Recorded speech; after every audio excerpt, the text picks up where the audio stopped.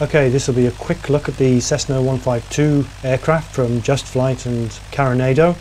Not a complete review. I'm going to focus on performance and handling, try and get a feel for how realistic these packages are and also how they compare with each other.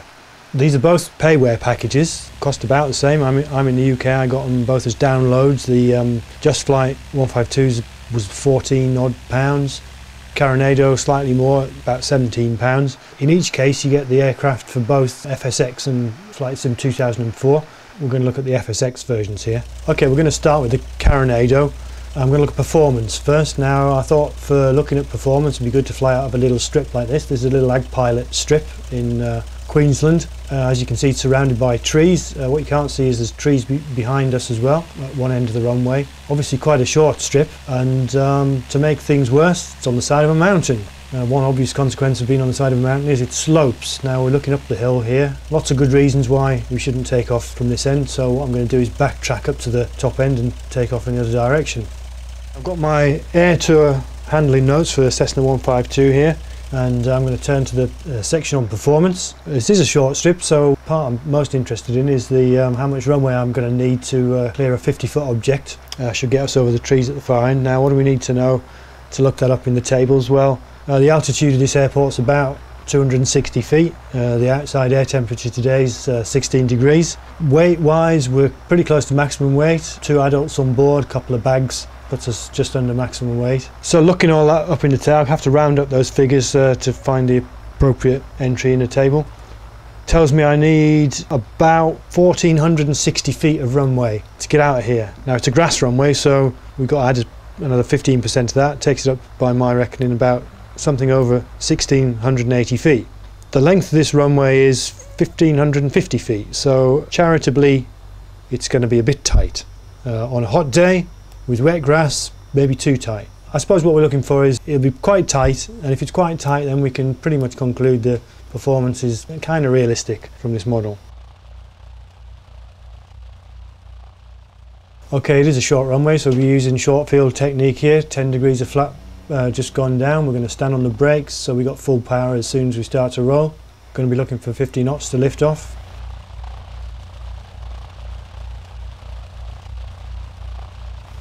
Okay, here we go.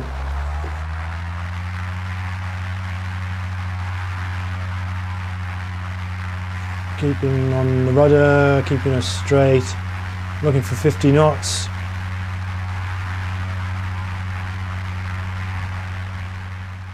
Okay, there we go, lift off. Going to try and hold it as close as I can to 55, give us the best angle of climb. Drifting over to the left there, obviously, try and make that gap in the trees. Okay, there we go. We cleared the trees fairly okay, but it is pretty tight, so that, you know, that feels pretty authentic.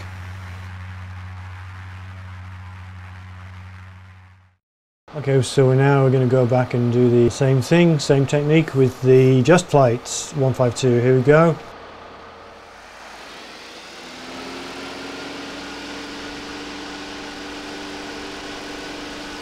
"10 degrees of flap, looking for 50 knots.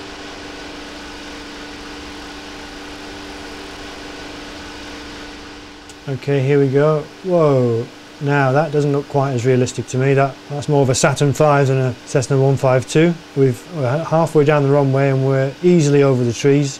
So that looks like a fairly unrealistic rate of climb to me.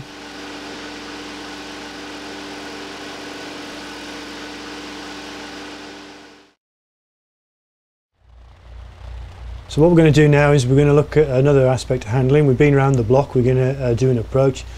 Now I'm coming in high here, and there's no circuit pattern flown here. I'm going to do a very haphazard approach. Now I'm doing that deliberately. The reason is, especially in short field flying like this, you want to have a very good control over your rate of descent. Very short strips, sometimes you've got to come in very steeply. Of course that's what the flaps are for, but here I'm on full flaps and I'm still way too high. So what I'm going to do here is going to make good use of what's usually called a forward slip or a side slip. So what you do there is you bank over the aircraft, you put opposite rudder in to keep it straight, and affects the rate of descent significantly. You get a very good rate of descent, but your approach speed pretty much unaffected. That's what you're seeing here. So if you can make out the gauges here, you should see the approach speed is pretty much on the nose, 50 some odd knots. The rate of descent's off the scale, and if you can look at the turn and slip indicator, it's way out to one side, so completely uncoordinated, definitely slipping there. Slipped the other way at the last minute here, and then we're trying back into coordinated flight. Almost overcooked it there, took out a kangaroo or two. Touchdown within the markers, so that's good enough in my book. It works pretty well in the Carenado 152. This is a slightly more extreme approach. I'm on basically a very short base, and I'm going to just slip it all the way in from here. If you watch the shadow here, you can see that it's track over the ground, not the same as the aircraft heading, so that's a pretty good indication that we're slipping.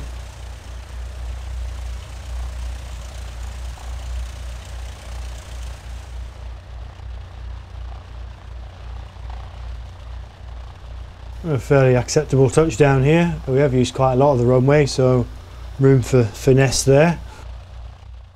Now then, despite my best efforts, I have been completely unable to get the Just Flight 152 to side slip. It seems that any slightest bit of bank and it wants to turn into it, regardless of how much opposite rudder you put on. Now that's with full realism settings on, I might add.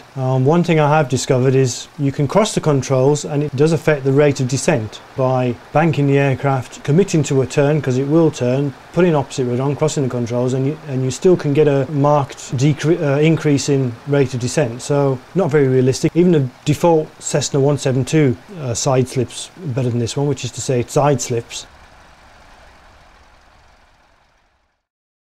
Visually, I haven't really said anything about these aircraft so far. Hopefully you'll see for yourself from some of the pictures you've seen here that really there's no comparison. It almost is not worth stating. The Carenado is just so far ahead of the Just Flight model, interior wise and exterior wise. I almost just need to leave it there. If you've seen any of the Carenado aircraft before, I mean, it's just absolutely exquisite. It's just beautiful. Somebody's obviously put some love into this. I mean, it seems odd to use the words beautiful and exquisite about something as basic as the Cessna 152, but it really is. It's like a little gem, and you know, it shows the lighting effects when you turn to the sun behind you and in FSX. I mean, it's just so well thought out. The Just Flight panel, it's modelling a different trim. It is an authentic trim. It's meant to look slightly shabbier, certainly looks shabbier. Pretty okay. I'm not knocking the panel as such. It's not as nicely done as the Carenado, but it's adequate. If you look away from the panel, everything else is kind of shoddy, really. I mean, there's animations there. You put the glare shield down, open the window. You know, they are animated, but it's token animation, and the textures are pretty rubbish, frankly, away from the panel.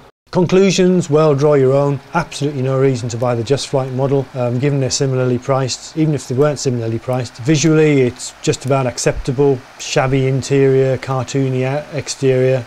Control wise, very twitchy, underdamped in pitch, makes it very difficult to fly well, especially for a basic trainer. That's completely unrealistic. Flight model, barely within acceptable limits of performance, but certainly handling wise, if you want to do anything other than a long straight in approach to ordinary paved runways, then you need something else. Side slipping out of the question, not possible. Incidentally, that means crosswind approach is very limited. You're going to have to crab side slip technique off the menu.